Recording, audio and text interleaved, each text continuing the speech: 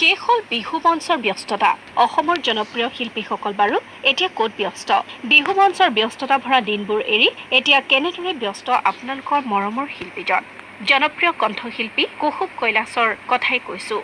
Disco ভণ্টি, ৱাচিং powder, Nirma আদিৰ গীতেৰে নৱপ্ৰজন্মৰ মৰমৰ শিল্পী হৈ পৰা কুসুম কৈলাশ এতিয়া ব্যস্ত গাঁৱৰ পথাৰত। কৃষকৰ সন্তান কুসুম কৈলাশেও নিজেও আদৰ্শ কৃষক। কণ্ঠশিল্পী হিচাপে জনপ্ৰিয়তা অৰ্জন কৰা বহু পূৰ্বৰে পৰাই নিজৰ কৰ্মঠ দুহাতেৰে খেতি কৰি অহা গাঁৱৰ ল'ৰা কুসুম। চৰাইদেউ জিলাৰ অন্তৰ্গত মৰাণ নগৰৰ পৰা প্ৰায় 25 কিলোমিটাৰ দূৰত্বত অৱস্থিত জাজলি পাঁচআলিৰ ঐতিহাসিক বুঢ়াগোহাঁইবাৰীত ঘৰ কৈলাশৰ। গাঁৱৰ কেইবাজনো ডেকাক লগত লৈ বহু বছৰ ধৰি খেতি কৰি আহিছে শিল্পীজনে। এইবাৰো ব্যতিক্ৰম নহয় তেওঁ। মুঠ 70 বিঘা মাটিত খেতিৰ বাবে সাজু হৈছে কুসুম আৰু তেওঁৰ যুৱ বন্ধুসকল।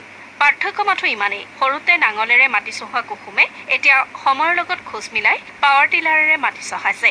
ঘৰতে প্ৰস্তুত কৰিছে কেঁচুসাৰো। কুসুম কৈলাশৰ মতে গীতত গালেই নহ'ব, হাতে কামে কৰ্মও কৰিব লাগিব। মানে খেতিটোতো মোৰ আগৰ পুৰণি কথা। খেতিটোতো মই প্ৰতি বছৰে বছৰে কৰিয়ে আছোঁ আৰু এতিয়াও কৰি যাম। আৰু এইবছৰ অলপ নতুন হৈছে, অলপ নতুন টেকন'লজি লৈছোঁ আৰু চব ৱাটাৰ পাম্প। আৰু আগৰ ডিজাইনত খেতি কৰা নাই, অকণমান মানে ধৰক নতুন পদ্ধতি কৰিছোঁ, নতুন ধান লৈছোঁ, ব্লেক ৰাইচ লৈছোঁ।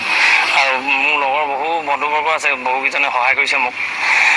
অনাগত দিনত আৰু নতুন নতুন বীজ, নতুন নতুন কিবাকিবি কৰিবলৈ চেষ্টা কৰিম। খেতিটোতো মোৰ কাৰণে পুৰণা কথা বাৰু।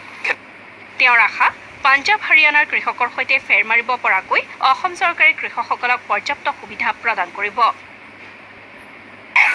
খেতিটোৱে মেইন আচলতে। আজি আপুনি পঞ্জাৱত চাওক খেতিয়কসকলে কিমান ৰাইজ কৰিছে। আচলতে খেতিৰ সা সুবিধাবিলাক এতিয়া মানে আমাৰ চৰকাৰে আমাৰ অসমৰ খেতিয়কসকলক দিয়া নাছিলে, এতিয়া লাহে লাহে দিব। মই আহ্বান কৰিম চৰকাৰক যে এতিয়া যিসকল উদ্যমান খেতিয়ক, আমি এতিয়া আগৰ পৰা খেতি কৰি আছোঁ যদিও আমাৰ পিছতো খেতিয়কসকল আহিছে এতিয়া, যিসকলে খেতি কৰিবলৈ খুব হেঁপাহেৰে আহিছে, তেখেতলোকক সা সুবিধা গোটেইবিলাক দিয়ক, পাৱাৰ টিলাৰ দিয়ক আৰু পানী মেচিন দিয়ক, চবকে উৎসাহ দিয়ক। তেতিয়াহে অনাগত দিনত অসমখনত ইম্প্ৰুভ হ'ব। অকল গান গাইছোঁ বা কিবা কৈছোঁ, অকল এটা দিশ চাই থাকিলে নহ'ব। আমি চব কৰিব লাগিব। আমি খেতি পথাৰ কৰিব লাগিব আৰু শিক্ষাৰ দিশতো আগবাঢ়ি যাব লাগিব প্ৰতিটো ক্ষেত্ৰত।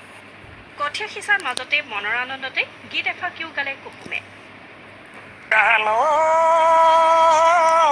শাওনৰ পথাৰত কিনা দয় হালে বাই আছিলোঁ, কিনা দয় তোলৈ পৰিলে মনত।